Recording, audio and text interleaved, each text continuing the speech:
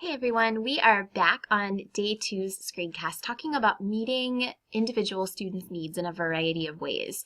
We're talking about students with dyslexia, students who are struggling readers, and also students whose needs vary because they come from a language background that is not English.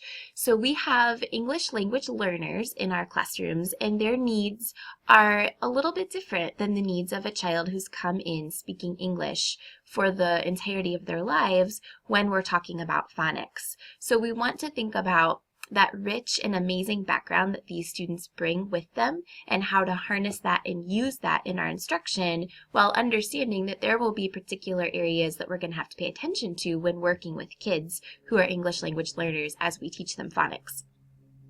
It's really important to think about this no matter where you're going to teach or work because the population of English language learners in the United States is growing at a very fast pace.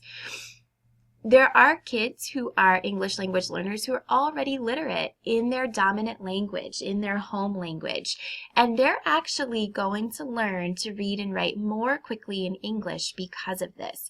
It's absolutely a misconception, and a lot of teachers and families and just a lot of people in general feel as though if a child comes in already literate in the language of their home, if that language is not English, if they're reading and writing in another language, some people feel as though we should stop them from practicing literacy in their home language so that they're not confused, so that when they learn to read and write in English, then they won't have any confusion between two languages. The research proves that to be absolutely false.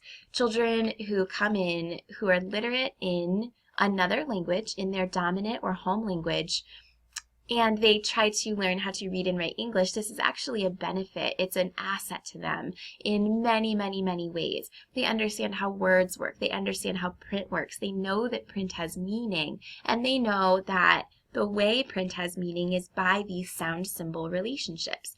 They just need to learn the sounds and symbols that go together in English. So the takeaway from this as instructors of phonics and as teachers in general is that kids should not be immersed only in English, but exposed to content that is in their dominant or home languages as well. Families should continue speaking and writing and reading in their home language with their children because that reminds the kids and that immerses the kids in a literate environment, in a language-rich environment that's really, really important for them as they start to develop their reading and writing skills in English. So I can't overstate the importance of making sure that you convey that information, that you encourage families to read and write with their children in their dominant language, no matter what that dominant language is. This is a misconception that is not a good thing. So we want to make sure families know and that you are celebrating and making sure that we remember that the dominant language of our students is incredibly important as we teach them English as well.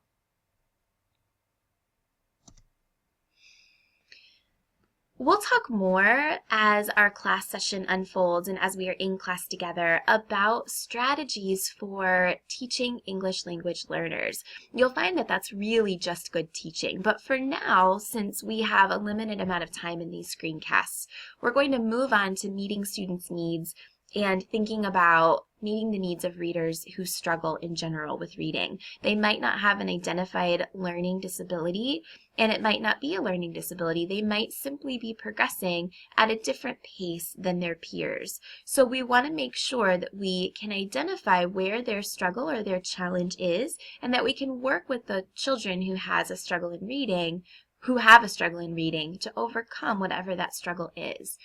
Oftentimes, the struggles of kids who are learning how to read fall into one of these areas or more than one of these areas. They might struggle with phonemic awareness. Phonemic awareness is simply being able to manipulate sounds, not letter names, and not attaching a sound to a letter, but simply the sounds. K, a, t, and being able to work with those sounds. Can you take off the k sound in cat? What are you left with? That's right, you're left with at. I didn't say a letter name. I didn't write anything down. We're just talking about sounds. Another example of phonemic awareness might be, can you give me a word that rhymes with ball? That's right, call. So we're not talking about letters. We're not talking about connecting a sound and a symbol. We're simply thinking about manipulating and connecting sounds to one another. If a child struggles with phonemic awareness, that absolutely affects their phonics and their understanding of the relationships between sounds and symbols. A child who's struggling with reading might struggle with comprehension. They might be able to decode words and word call, but they might not understand or be able to recall what they read or why. And that's a really important factor because a child who can only word call is missing one of the richest pieces of experiencing reading, which is connecting to text and being excited about what it is that you are reading. So we want to make sure that we give kids every opportunity to comprehend text and that we work with them if they are struggling there. A child who struggles to process verbal information, someone whose auditory or visual skills are impaired, or a child who struggles or has challenges in memory and concentration. These are all children who may be struggling with reading. We want to think about how we can meet those children's needs. That's why we're going to go to activity number 3. We'll talk a lot more about this in class, but this will get you thinking. I want you to read through Blevin's list on page 275 of the 4 most common types of readers who struggle. Then answer the following questions on Moodle under activity number 3. So think about a struggling reader you've worked with in the past. What type of struggling reader was this student based on Blevin's list? What could you do or what did you do to help build the student's skills and automaticity or quick word recall in reading? All right, after you finish activity number 3, you can come back to the screencast and we will continue. All right, here are some other interventions. When we're talking about readers who struggle, we want to have in place interventions for those students. So these are a few of the things you want to think about. And in class later, we will do demos and we will experience activities that hit on some of these areas. You want to use the 3 R's. You want to review, you want to reteach, and you want to reinforce. Review the content multiple times. Reteach it in different ways. Don't give the same lesson 5 times. If the child didn't understand the material presented that way the first time, they're probably not going to understand the material presented that way the second or third time either. So present the content differently, and we'll do that in class. And reinforce it. Apply it. Look for the patterns in phonics that you are trying to identify in books. Reinforce the fact that this is important to understand and help support the child in that reinforcement. You might create sound notebooks. That's a really great intervention or support for students who are struggling, where they categorize words based on the sounds in them. So maybe one notebook is every time they hear, or one page of a notebook is that every time they hear a word that has the letter S in it or the sound S, they record on one page all of those things. They might draw a picture of that item that they heard S in, and then they've got a collection of words with that commonality. It's really helpful for kids to start hearing and thinking about patterns and commonalities in words. You also want to think about VAKT. Are you presenting visual, auditory, kinesthetic, and tactile lessons to your students? Because you're going to have students with a variety of learning styles and ways that they respond to the material. So make sure that visual, auditory, kinesthetic, and tactile lessons are part of what you do on a daily basis.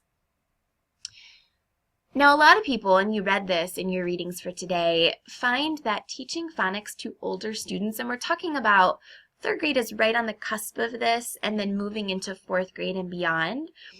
Students who are struggling with phonics, it's a lot harder as they get older to meet their needs because many of the materials that we use to teach phonics are based on topics that are less mature than the age of the student who is struggling. So you want to make sure that you are finding materials for older students, those 3rd graders and up, even though you won't officially be working above 3rd grade. That 3rd grade mark is important to think about here. You want to make sure that you have phonics lessons for them that make sense if they're struggling or if they're finding challenge in reading, but you also want to make sure they don't feel as though you're treating them like a kindergartner or a 1st grader. So the first thing to do is make sure that you identify the initial source of the struggle. You have to use assessments to make sure that you understand where their struggle is coming from. So if we go back to this slide, there are all sorts of reasons why a child would struggle with reading. You need to use assessments to figure out which area that they are finding a challenge in. And then you have to design activities that help them fill in those gaps as a reader. But it's really important as you identify that need and then you work to design an activity that you don't simply find something on Pinterest that was geared toward that skill, but that was meant for a kindergartner. You want this child to feel as though they are respected as an older primary grade student, third grade. They feel very mature at that point. And you want to make sure that the material you're choosing values and honors that. So you want to use more complex storylines, have characters that are more complex in the books you choose, that sort of thing, and maybe more mature examples. Maybe you don't talk about the foods they like to eat for dinner. Maybe they talk about, in the materials you choose, friendships and the kinds of friendships or activities that the students like to do. So make sure that you're choosing and designing appropriate lessons for kids who are challenged by phonics concepts that are often taught at younger grades, but are still a struggle for some kids in third grade and above. Which brings us to activity number 4. I want you to look online, anywhere online. Find an activity through Pinterest, through Teachers Pay Teachers, through anything else that is designed to teach phonics to older students in that grade 3 and above. Provide the link to the activity in activity number 4 on Moodle. So find the activity that is designed for older students as far as phonics is concerned, but is still addressing younger topics in phonics that are often taught to younger students, okay? But they're doing it in a way that values and honors that more mature student. After you post the link, describe how the teacher who created these materials considered age-appropriate interests for students, while still teaching phonics skills that are typically geared toward children in earlier grades. After you've done that, come on back and we'll do a little wrap-up. All right, you should have finished activity 4. This is our, if we're thinking about Bloom's taxonomy, this is our understanding and remembering piece of the puzzle.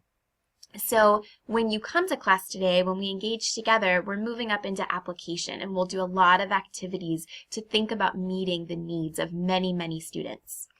But a couple of reminders. Before we get to that point, you should have done your readings.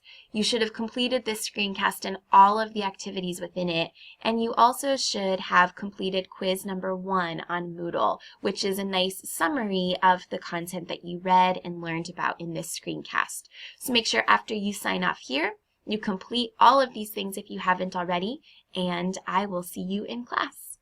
Thank you very much.